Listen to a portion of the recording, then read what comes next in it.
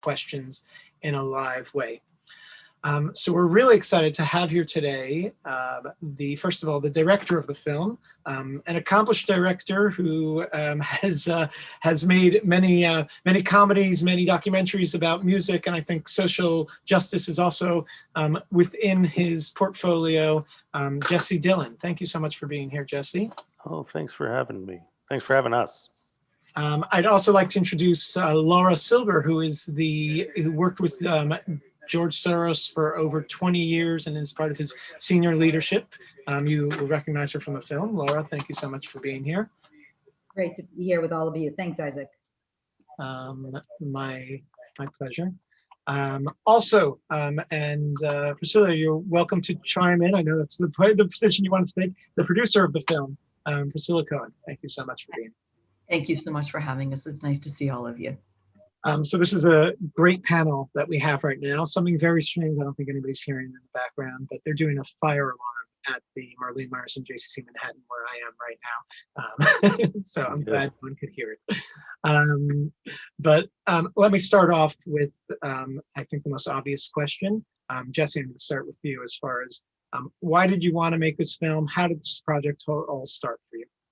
Well, I had been doing some work for the foundation, and you know, when I first started working for Open Society Foundations, I didn't know that much about George. And then as I gradually got to know him better, just through interviewing him, he was, you know, a fascinating character, which I felt like people really didn't know what his work was really about, what he really supported, what he really tried to work on. So I felt like it was important to make a film that showed the issues that he's wrestled with in his life, and so it took a long time to get him to agree to let me make the movie, and then you know, worked on it for a long time and was very happy with the result. Priscilla and Laura, maybe you also can each share about how you started with this, and more about what you do as far as in conjunction to the film.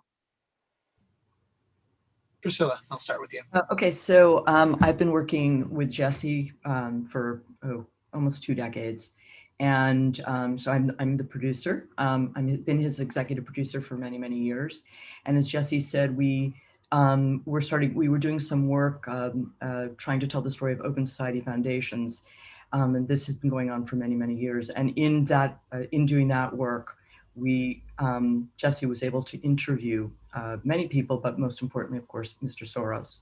And as you know, over many years, there was also a feeling that people really do not understand.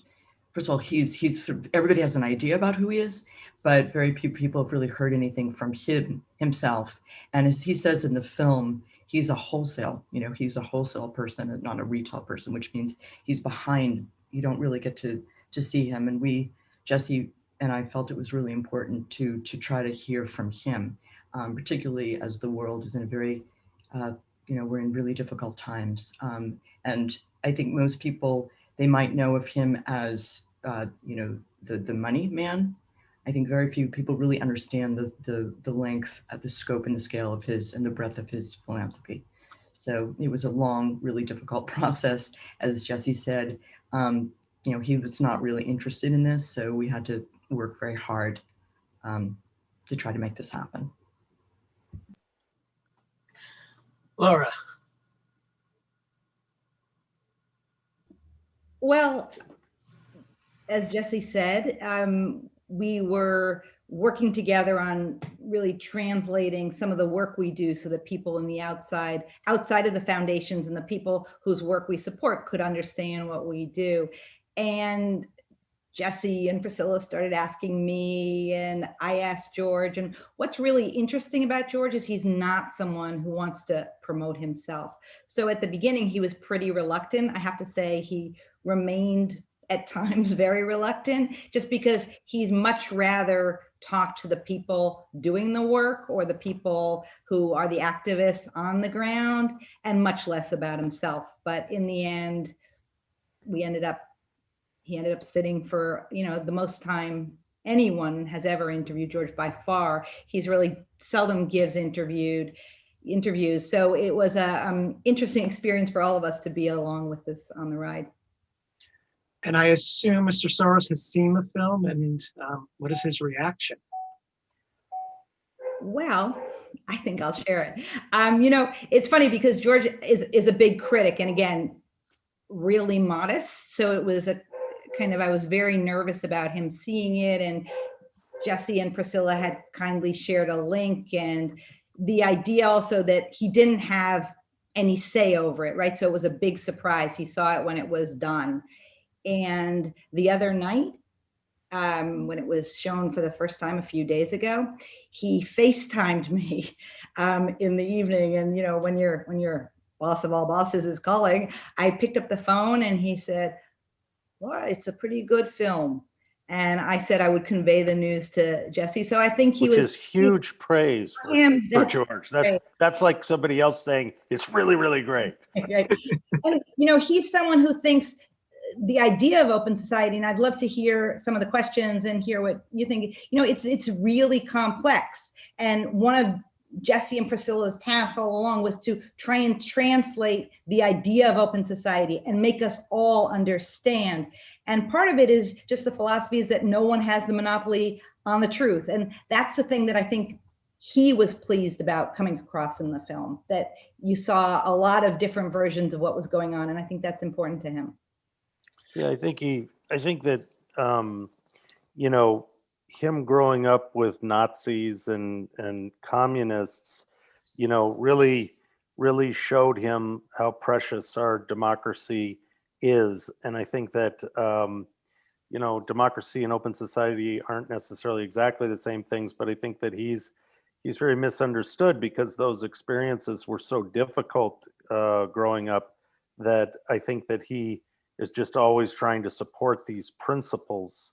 And I think that's what's so misunderstood about him on a lot of levels. People say, he's a Nazi, or it's ridiculous. He grew up, in the middle of fighting Nazis. So it's sort of a very strange place that he finds himself in today. But I think that, he's struggled mightily with how to do good things, which I think is hard to, it's hard to know all the time.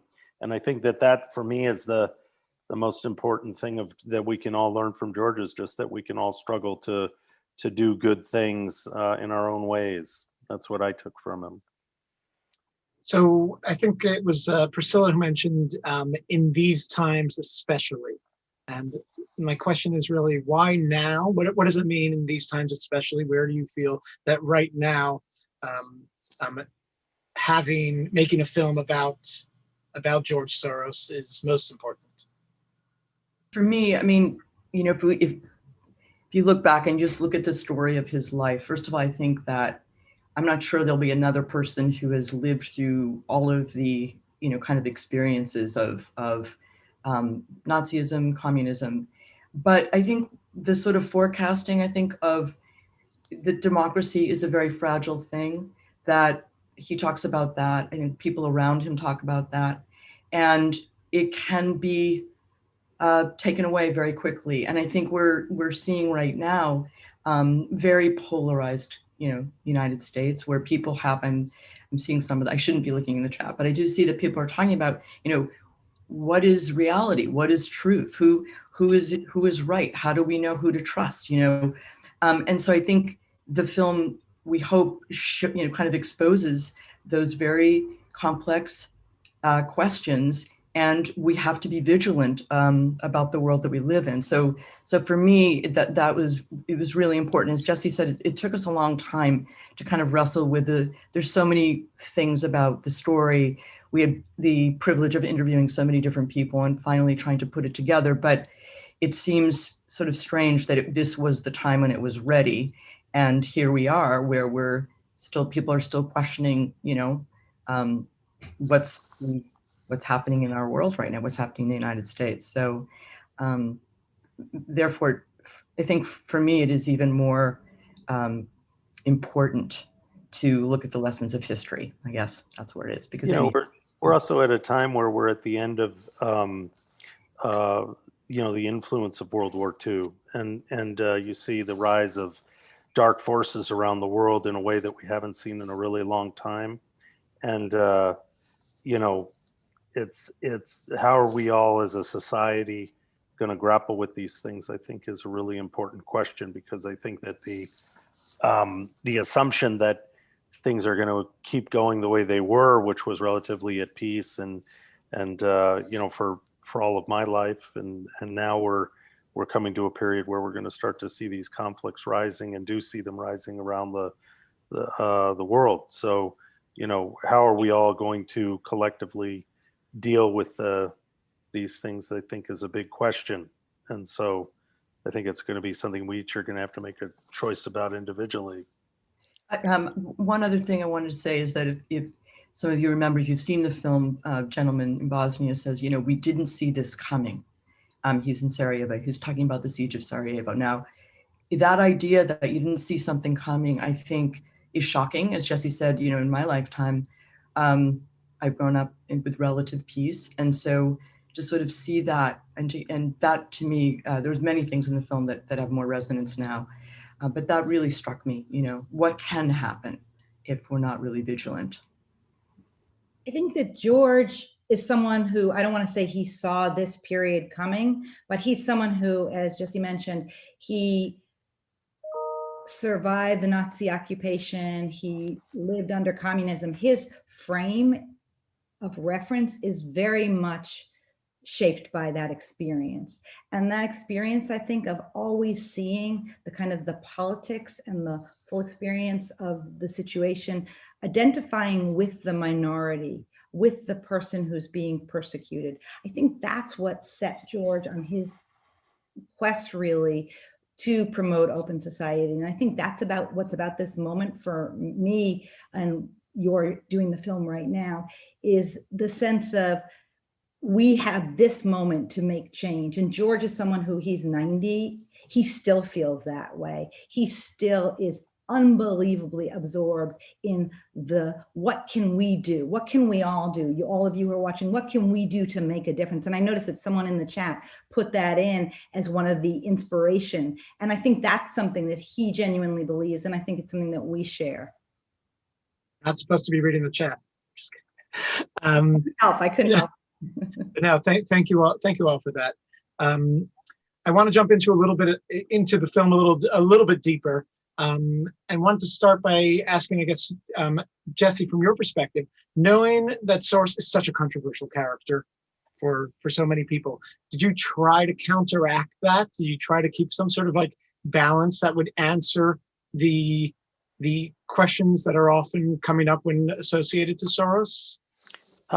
Not really. You know, I feel like I didn't feel like that. I felt like what we needed to do was just tell the story of what he's done, what he stands for. You know, when I started working with him, as I started to understand, you know, and there's so many things that aren't in the movie. You know, at some point you have to choose what you're going to include, because there's just, you know, we could have made a whole film just on his, you know, sponsoring people's educations. You know, he's sponsored, I mean, like 15,000 people's college educations. It's like some astounding number. And I think the thing is you just have to say, if there's a balance to it, the balance is, this is what it is. You know, this is what he's doing that's good, because, you know, you really don't hear that. You know, the things that you hear a lot of times about George aren't even really about George. They're about being Jewish. They're about being wealthy. You know, they're not really about the man. The man is he doesn't do any interviews, so like you just don't know anything about him. So you end up you know, people end up painting their own pictures. And so, you know, for me, it's like he's never asked, and he's never gotten any praise for the things that he's done. You know, Russia hates him, and yet he paid over $1 billion to keep their scientists in Russia. They all wanted to leave Russia. He paid for them to do that, and his reward for that is a slap in the face. You know, in Hungary, he spent so much money there And you know, he doesn't just give money; he gives his ideas, gives his concepts, and they and he's hated there, and that's a very strange that's a very strange thing. So, you know, I think that maybe it has to do with him not doing interviews and not people knowing him. So I felt like what we needed to do was just say all of the things that he did, and then allow, you know, people to judge for themselves whether they felt like that was a worthy endeavor. You know, I mean, I'm just thinking about the United States. It's like Planned Parenthood, Human Rights Watch, the ACLU. You know, when we, you know, I see some questions about Trump. Well, when the you know, what nobody ever talks about is when, you know, when you talk about the Muslim ban. Well, George had, because he had funded the ACLU, they had the ability to fight it. You know, Human Rights Watch has helped so many people. These are just a few of the vast amounts of things that he's done. So I think that it was about trying to understand him, which when I started working with him took me a couple of years. You know, I'd worked with a lot of philanthropists before I worked with George, but it was always very simple to understand what their motivations were. When I started working with George, you know, it took me a very long time just to sort of get an understanding of what this work was. There's all these foundations around the world. He doesn't tell them what to do. You know, it's just a very unique point of view.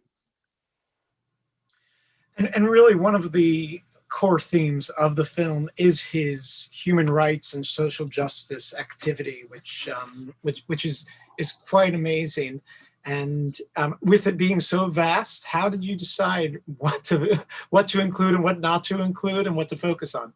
Well, it took a long time. You know, we just, a lot of great things had to be left out. A lot of things had to be left out just because there was too much. Priscilla, do you have an opinion on that? Yeah, I mean, I think there's a couple of things about that. It's a great question. I think we definitely wanted to give kind of the first third, if you will, of the film to give us the story of his life, because I think, again, people do not have the context.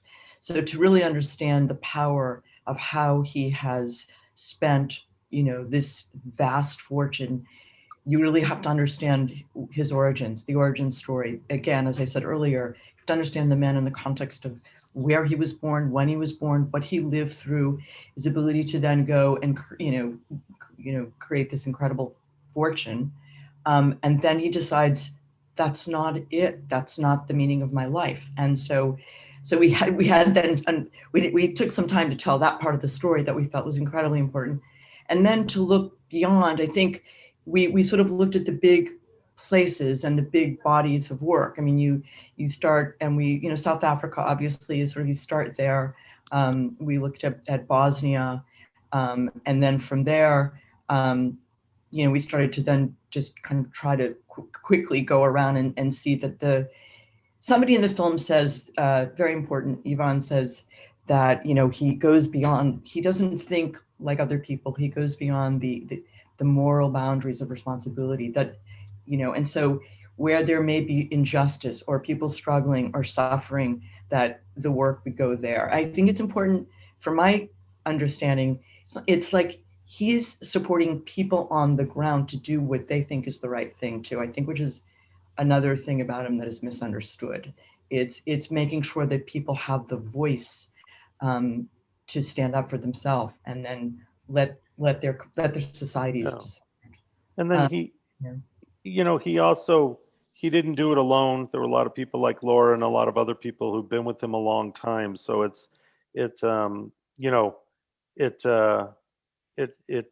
think it's a whole group of people moving towards something, moving away from authoritarian regimes, which doesn't mean to say that they don't make mistakes. And I think George would be the first person to say that, which I also think is very unique. George, you can actually change his mind if you have a better idea. And a lot of the people I've worked for, that's not true. So I think he's a very unique character. So Laura, yes. I think, just to jump in on that, your question about how did they decide what to put in? And as someone from the outside in the process, I can say I have a lot of people who know that I was in the film calling me from the foundation saying, why wasn't this in it? We should have more of this. And that's the thing, is that they had to make these choices so that if you think about what, I'm not sure what George would pick, but just the idea of showing it in a linear fashion, it's difficult to convey the kind of breadth of the story and everything he supported.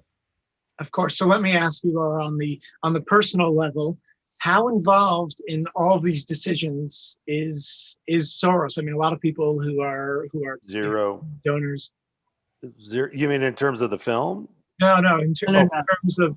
of actually supporting these causes. I'm getting Oh, involved. that's- Does he write a check, or is he more hands-on? So I'll just jump in. It's a little bit of the anti-Semitic myth, right? In terms of the conspiracies of the idea of George controlling, even so if we take it just as a philanthropist, he's not a hands-on, there's a few issues he's very interested in. He follows them very closely. He meets with the people, the activists, the other people who are kind of part of that story, but he's one of the least controlling philanthropists. And I, talk to my counterparts at other foundations. It's not about dictating. It's really about hearing what people from the particular issue or region think is the best course of action. And he or the foundation's people give him, the people he trusts, give those people support. So it's surprising, it's kind of just stark contrast with the image of the puppet master, right? Which plays into anti-Semitic tropes. He also will fund multiple ideas in the same place, because what he's interested in is the intersection of the discussion. And so that makes him very unique. He'll make sure that in one place he was funding a group that had come up in a small country, but he was also funding people in the government so that the protests would be able to have a dialogue, and it would be supported.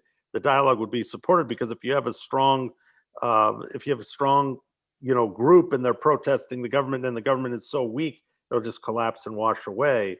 The idea here is to have a better exchange within your societies, and that's a very interesting thing he's after there.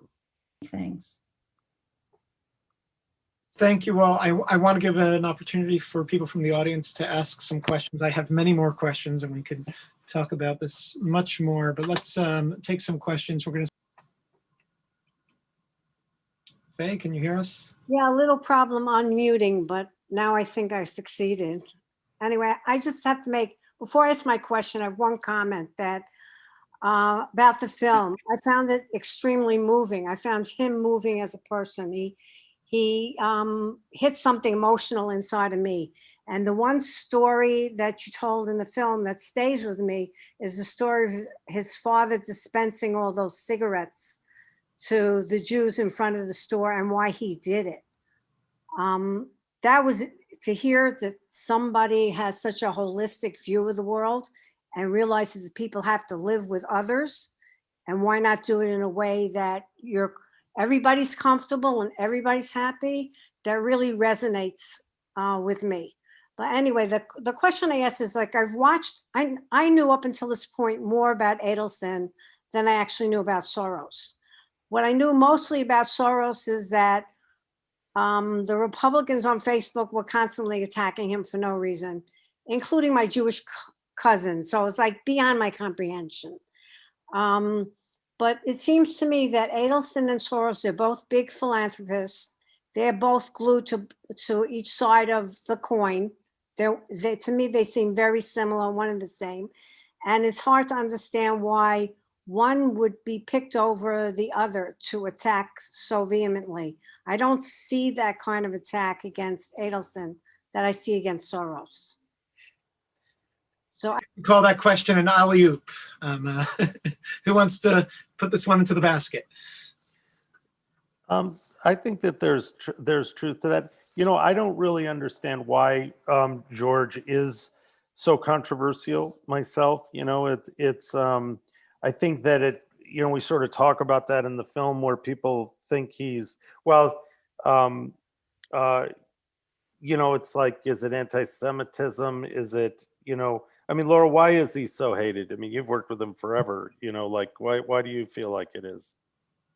I think he's hated because I think it's convenient. I think his work threatens the interests of autocrats. It threatens the interests of oligarchs. It threatens the people who won't allow citizens to participate or access to education or access to make a living. And I think it's part of that. I also, I don't see it's Soros is not an Adelson. He's not a Koch. It's not about ideology for him. And that's what open society is. It's about, we can all sit in the room in much like this forum, right? We can sit in the forum, we can have different views. So he's not actually pushing one point of view. And that's a really big misperception.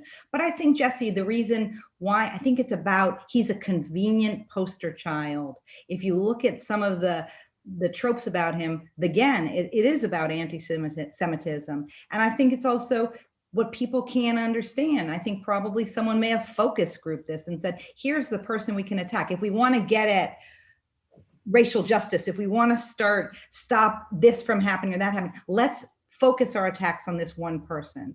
So I think it's pretty, it's a bit of a misunderstanding, though, to say it's two sides of the coin. I don't see it because, George, again, it really is not about an ideology or pushing a particular line of thinking.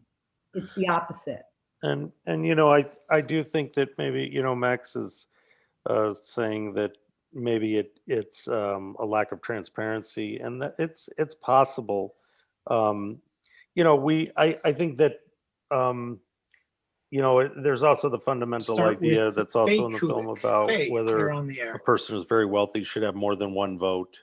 And so I think that there's a nerve, as Americans and people around the world that get nervous when they think that somebody has more than one vote because they can use their money to express their point of view. I mean, interestingly, like you talk about the Koch brothers are advocating for a point of view that will enrich them. George doesn't do that. George is always advocating for a point of view which is most powerful for the people who are, that he's trying to help. And he's not telling them what to say. So that's also an interesting point of view. Another question here from Eva Greenwald. Eva, you're on the air. Yes, hi. Thank you so much for this panel. First, I want to say I have not seen the film. I had my reservations, but now after listening to the discussion, I am intrigued and I definitely want to see the film. Oh, good. Here is my question. What's the most misunderstood criticism of Soros? Well, probably that people think he's the puppet master. And, he's so the opposite of that it's but you have to go a bit further to understand where he's coming from, because he grew up at a time where he had to live in hiding, and a lot of people he knew were killed during Nazism, and communism was worse for him. And so when he works for the Rohingya or for the Roma, he's doing that because he very much identifies with being one of those people and understanding what it is to be a refugee and not having a voice. So he's trying to make it possible for people to express themselves, and he may not agree with what they say, and probably in a lot of cases doesn't, but he thinks that they should be able to speak in the town square like everybody else. So I think that for me, that's the most misunderstood thing.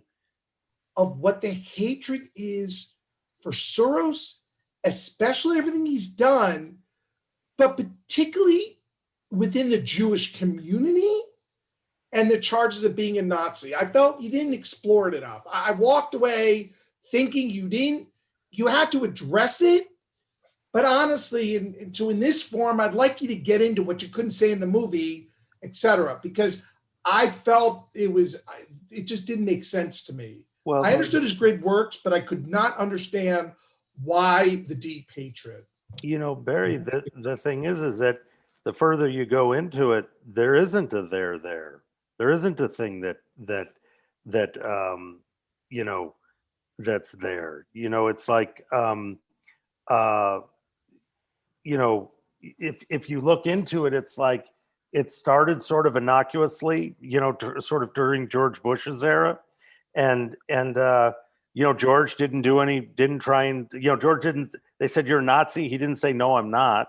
Right? He didn't address it because it was so absurd, and then it just kept growing, and the extreme right uses it as a trope. They all use it as a trope. Orban needs I mean, it's my own feeling, but Orban needs a boogeyman in the corner, and George fills the bill. It's like he is controversial in Israel, and again, he's an investor in Israel, so it's like, he thinks. I mean, it's the deeper you dig into these things, they sort of unravel and become dust. I mean, Max, you're saying, of course there is I don't know what that means, but Israel, God forbid you are anti-Israel and anti-Semitic. He's not anti-Israel. I don't know where these things come from. Laura, do you have an opinion on this?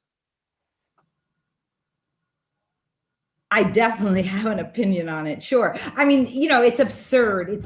Frankly, it's the thing that insults George. The idea that someone who survived Nazi occupation, who saw hundreds of thousands, as you all know, Jews brutally killed during World War II in Budapest, frankly, within a period of months, that is deeply, deeply insulting. The ADL under Abe Foxman condemned those allegations as this defiling the memory of the Holocaust, defiling all of us. So there is no there, as you said, Jesse, and it's something that for George, who was in hiding during World War II, it's deeply, deeply hurtful. Yeah, and it's deeply hurtful for all of us, because those, we're mostly Jewish people on this call. It's like, there's an absurdity to the whole concept of, that he's a Nazi. I mean, and really, to see Nazi flags being flown, in America, around the world, it's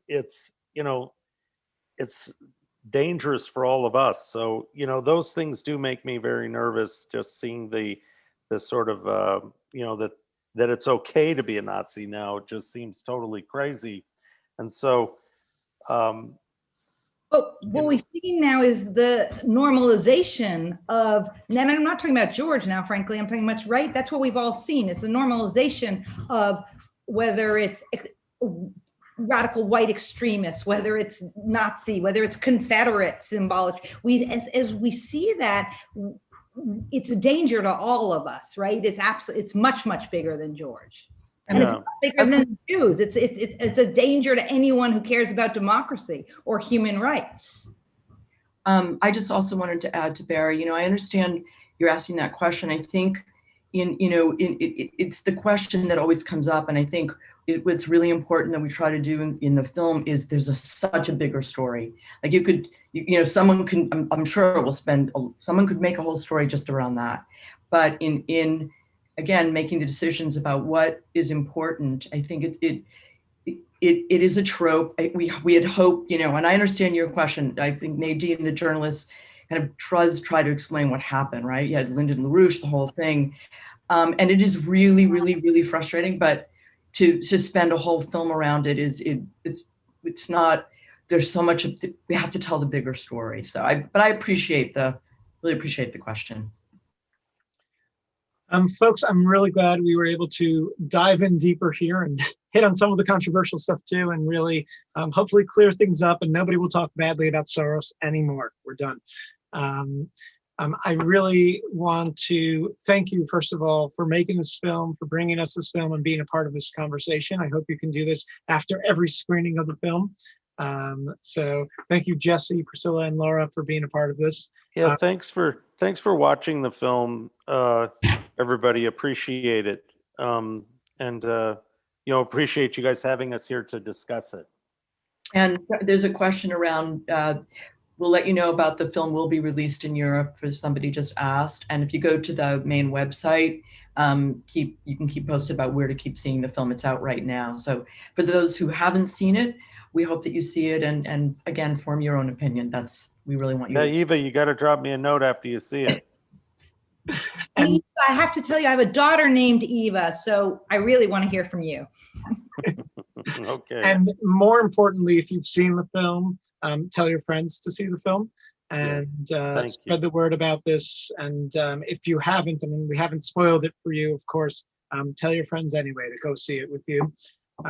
Thank you all so much. The most important thing, folks, stay safe. We look forward to seeing you at upcoming events. Please join us. We're constantly updating our calendar with more important films like this one. Thank you all so much. And Will you, Isaac, will you send Eva my email address, please? Gladly. Thank you, guys. Thanks for hosting. It was a great panel. Really a Yeah, privilege thank you guys to be very part of much. Be well. Thank you all. Bye, Thanks, you guys. Bye-bye. for your questions.